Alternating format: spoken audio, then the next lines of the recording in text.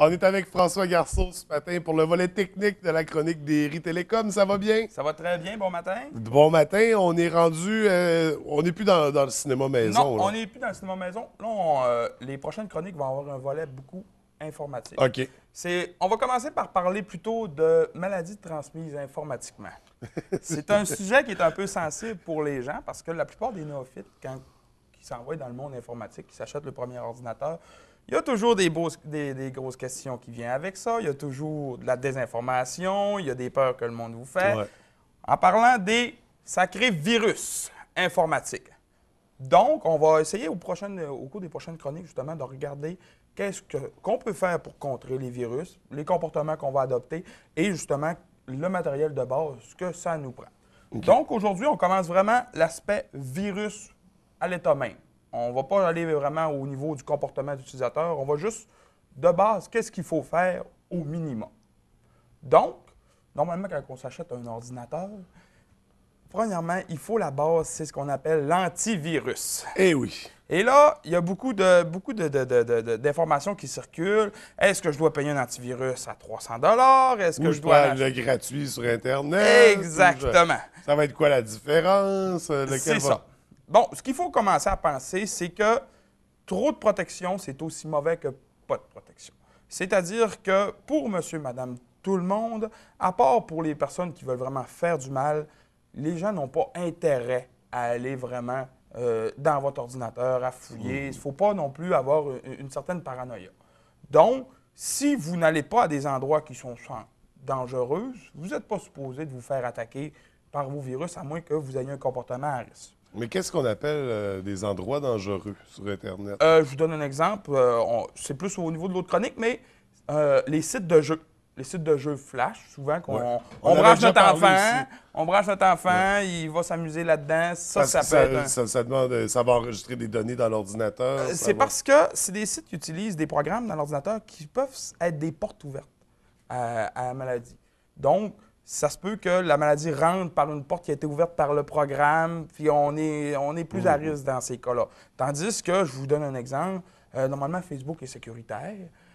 Vous allez sur Facebook, à moins que vous faites exprès de cliquer certaines choses qui vous disent « Ah, cliquez là-dessus pour savoir le nombre de personnes qui regardent votre profil, Ouais, ainsi de suite. » C'est ça. C'est des choses qui demandent une approbation de votre part. Là, c'est à risque. Si c'est des choses que vous ne faites que regarder sans demander avoir beaucoup de requêtes, normalement, c'est sécuritaire. Vous allez sur le site de votre banque, il se peut que ça soit très sécuritaire comparativement à d'autres sites. Donc, le comportement à risque, ça va être vraiment vers ça, mais on va y aller plus en gros dans les prochaines chroniques. Là, si on va au niveau de l'antivirus, la première chose de base, c'est que la première fois que vous ouvrez l'Internet, si vous n'avez pas d'antivirus, ça vous en prend un, c'est obligatoire. Là, vous avez le marché des antivirus payants et les antivirus gratuits. Mais qui dit gratuit ne veut pas forcément dire cheap. Exactement. Parce que la plupart de ces antivirus-là, c'est la nouvelle mode, c'est que les antivirus gratuits vont vous offrir une protection de base pour monsieur, madame, tout le monde. Et lorsque vous faites plus, c'est-à-dire que, par exemple, vous travaillez à la maison avec votre ordinateur, en réseau avec, un exemple, votre maison mère, ainsi de suite, vous devrez avoir une meilleure protection. Alors là, ils deviennent payants. Donc, c'est des antivirus qui sont gratuits pour le commun des mortels et qui deviennent payants lorsqu'on demande beaucoup plus avec l'ordinateur. Et souvent, un antivirus payant va offrir une gratuité, un volet gratuit. Et là, quand tu veux passer à plus, à ce moment-là, il y a des frais à débourser. Vous pouvez directement aller chercher un antivirus qui est payant, mais il y a certains dangers avec ça. Je vous donne un exemple. On parle des Norton, les McAfee, les Note 32. Ça, c'est tous des antivirus qui sont payants. Vous allez acheter ces antivirus-là, vous allez être en sécurité. Mais ça ne vous empêche pas quand même d'attraper des virus. Alors, on n'achète pas fortement la paix. Vous pouvez acheter un antivirus à 100 $ et demain matin avoir un virus quand même. Quelquefois, la chance y est pour beaucoup. Donc, ces antivirus-là ont le défaut que c'est lourd pour une machine. Si vous avez un vieil ordinateur qui a de la misère juste à ouvrir, vous allez chercher la dernière version de l'antivirus le plus performant, bien, votre ordinateur va tirer tout son jus juste à faire fonctionner l'antivirus. Puis après ça, quand ça va être le temps de faire autre chose, vous allez avoir de la difficulté. Donc, il faut faire attention à ça. Il y a un autre risque aussi, c'est que l'utilisateur qui a payé son antivirus a dit « Oh, je l'ai payé, j'ai un bon antivirus », et il va aller sur Internet sans faire attention. Et c'est ça. Et on est quand même prudent, même avec un antivirus. À la limite, justement, si l'utilisateur est négligent, il ne fera pas les mises à jour. Ouais. Les mises à jour d'antivirus, c'est la chose la plus primordiale, c'est-à-dire que les antivirus vous protègent pour les virus de la date d'aujourd'hui et avant. Ils ne savent pas encore les virus de demain.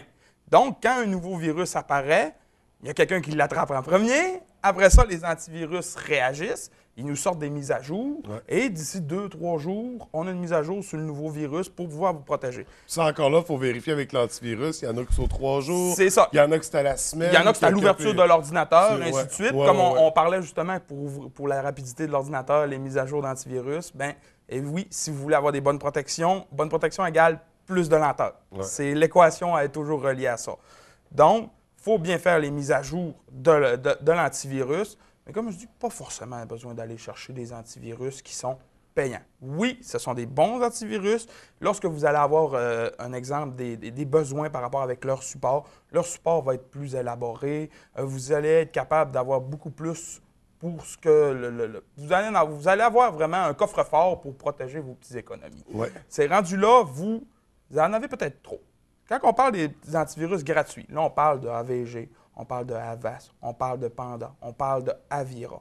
Ce sont tous des antivirus qui offrent les versions payantes pour les entreprises, gratuites pour le particulier. Ça vaut la peine. Je ne peux pas vous en conseiller un parmi les autres parce qu'ils se mettent tous à jour un peu en même temps. Lorsqu'il y a un virus qui apparaît, ils suivent tous un après l'autre. Ils sont en compétition. Donc, ils offrent chacun le meilleur, ainsi de suite. Ce qui va arriver, c'est qu'il y en a qui préfèrent un exemple Avast, parce que la manière qu'il fait des mises à jour, il y en a qui préfèrent AVG. Ça dépend. Il va vraiment avec les préférences. Il y en a qui n'aiment pas la petite voix de la madame Avast quand elle fait une mise à jour, ils vont chercher l'AVG, ainsi de suite. Mais les 4 que tu nous as identifiés, c'est des bonnes références. C'est des bonnes références. Si vous allez chercher, si vous faites des recherches, ces antivirus-là sont très performants. Moi-même, j'en utilise des gratuits et je ne trappe pas de virus outre mesure. Mais vous n'êtes pas paré à 100%. Non. Ça c'est sûr et certain. Même si vous avez un parapluie, vous pouvez être mouillé. Ben écoute, c'est ça. Dans la vraie vie, même si on prend toutes les précautions du monde, hein, on peut tomber malade n'importe comment. Donc... Et voilà. Donc, la base, c'est l'antivirus. Après ça, on va chercher d'autres protections. L'autre protection qu'on a, c'est le pare-feu ou le fameux firewall. Là, 10 ans, on en parlait beaucoup, ça en prend un, ainsi de suite. Maintenant, les logiciels d'exploitation ont corrigé le tir, c'est-à-dire que Windows vient avec un pare-feu intégré. Depuis XP Service Pack 2, tous les logiciels que vous allez avoir vont avoir le pare-feu. Par contre, il faut faire attention. Des fois, vous installez des logiciels qui vont vous demander « Ah, je ne peux pas atteindre Internet à cause que le pare-feu m'empêche. Voulez-vous le désactiver? » Faites-le si vous savez ce que vous faites. Parce que si vous arrivez et vous désactivez à cause qu'un de vos petits programmes que vous aimez bien le demande. Pour un petit programme de rien. C'est ça. Vous êtes à risque. Mais on peut autoriser à ce programme-là de traverser sans désactiver le pare-feu. C'est ça. Donc, il faut faire attention parce que des fois, un programme peut avoir plusieurs applications. C'est-à-dire que vous ouvrez le programme A, le programme A se sert de B, B va vous demander « Je peux-tu y aller? » Vous allez dire oui. C va vous demander « Je peux-tu y aller? Moi aussi, je suis important. » Et après une dizaine, on finit par faire oui, on ne regarde même plus. Donc, rendu là, on se retrouve à avoir laissé peut-être passer une bibite sans s'en rendre compte. Fait qu'il faut se méfier. Si vous voulez avoir vraiment le mieux, vous pouvez vous télécharger un pare-feu qui est vraiment à part. Il y en a des gratuits. Je n'ai pas vraiment la liste parce que c'est un peu nébuleux par rapport à vous en avez déjà des protections de même dans votre ordinateur ou vous en avez des payants. Mais les logiciels antivirus, bien souvent, vraiment les payants qu'on achète qui coûtent très cher, vont vous offrir automatiquement le pare-feu. Mais ça, c'est ce qu'on appelle un pare-feu logiciel. Parce qu'il existe une autre sorte de pare-feu, le pare-feu matériel, c'est-à-dire un routeur. Le routeur, on le sait, ça nous sert à pouvoir brancher plusieurs ordinateurs sur une connexion Internet, à les mettre sans fil, mais ce n'est pas que ça. Le routeur va vous amener une autre protection par rapport à ce qu'il trie et ferme des portes dans votre ordinateur. Et le routeur, vous pouvez même vous-même rentrer à l'intérieur du routeur et mettre des protections supplémentaires. Je veux seulement que la connexion s'ouvre quand je suis là. Je veux pas que personne d'autre rentre dans mon réseau.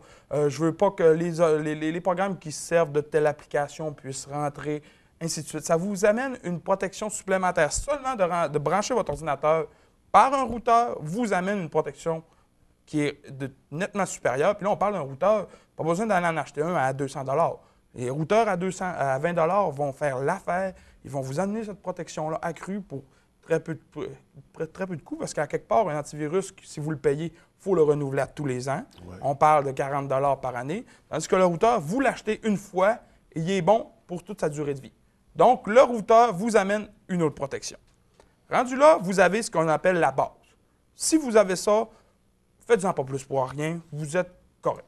Si vous voulez aller plus loin, vous êtes vraiment un maniaque de la sécurité, rendu là, il y a ce qu'on appelle les détecteurs de pourriels ou de spyware, qu'on appelle les logiciels espions.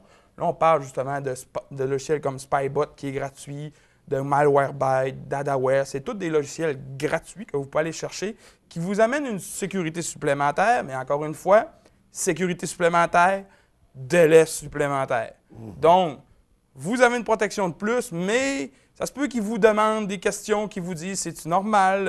Est-ce que je peux scanner pour vérifier s'il y a des virus? » ainsi de suite. Fait que souvent, quand on va aller chercher ces protections supplémentaires-là, c'est que probablement on a déjà une très grosse machine et on est déjà connaisseur. Et donc, voilà. Très polyvalent. Donc, on n'a pas besoin d'aller... Pour ce qui est des ralentis, quand on a une grosse machine, peut-être qu'on les perçoit même pas à ce moment-là. C'est ça, on les perçoit pas. Sinon, dans les logiciels comme ça, il y a un logiciel qui s'appelle CC Cleaner, qui est un logiciel gratuit. Vous pouvez aller télécharger sur download.com, vous téléchargez. Et ce que lui, il fait, c'est qu'il justement, il va tout regarder votre ordinateur, il va le scanner au complet, il va vous dire « Ah, moi, je sens que vous êtes faible à tel endroit, vous avez des petites affaires que je peux nettoyer. » Il va s'occuper de faire un ménage de toutes les cochonneries accumulées qui ne sont pas forcément virales, mais qui peuvent nuire à votre fonctionnement. Il va vous le faire gratuitement. C'est sûr que faites attention, il va vous dire qu'il ne peut pas le faire à 100 % et que si vous voulez l'avoir à 100 % il faut payer pour pouvoir. Mais les versions gratuites de ce logiciel-là et de tous ses semblables vont quand même vous faire un petit plus qui va vous permettre d'atteindre plus de performance, qui va vous nettoyer les cochonneries puis qui va vous permettre d'aller un peu plus loin dans votre protection. Fait qu'on commence avec le gratuit, puis si on veut augmenter, on y va dans le payant. Exactement. Mais avec le gratuit, en principe, c'est une base très acceptable pour monsieur, madame, tout le monde. Oui, puis là, ne payez pas un antivirus en vous disant que vous êtes à l'épreuve de tout. Non. Vous pouvez attraper des virus. Vous ne pouvez pas arriver et dire « Je n'avais pas d'antivirus, j'avais un antivirus, je suis protégé. » Non, ça ne vous protège pas à 100 %. Ça vous amène la protection de base. Après ça, c'est vous qui faites le reste et il y a aussi un peu, malheureusement, de la chance. Ouais. Il y en a que la chance est pour beaucoup. Donc, faut comprendre qu'on ne peut pas tout contrôler à 100 % et que ça peut arriver. Rendu là, dans une autre chronique aussi, on va voir quoi faire lorsqu'on en a pogné. Avant de le jeter par la fenêtre. Oui, exactement. Il y a des étapes qui précèdent. C'est ça. Donc, merci beaucoup, François. Super intéressant. Ça fait plaisir. Fait qu'on poursuit, c'est ça. Quoi faire dans 2 semaines, là, on va vraiment aller les comportements que vous avez quand vous naviguez. Qu'est-ce qu'on fait attention? Quand vous allez sur des sites où il y a des informations qui sont justement sensibles, que vous ne voulez pas que ça s'échappe. Qu'est-ce que vous faites quand vous recevez des courriels qui vous semblent suspects, ainsi de suite. On va vraiment analyser l'ensemble de comment naviguer de manière sécuritaire et intelligente avec l'Internet. Génial. À pas manquer dans 2 semaines. Oui. Merci beaucoup, François. Je te souhaite un bon 2 semaines d'ici là. Merci beaucoup. Merci.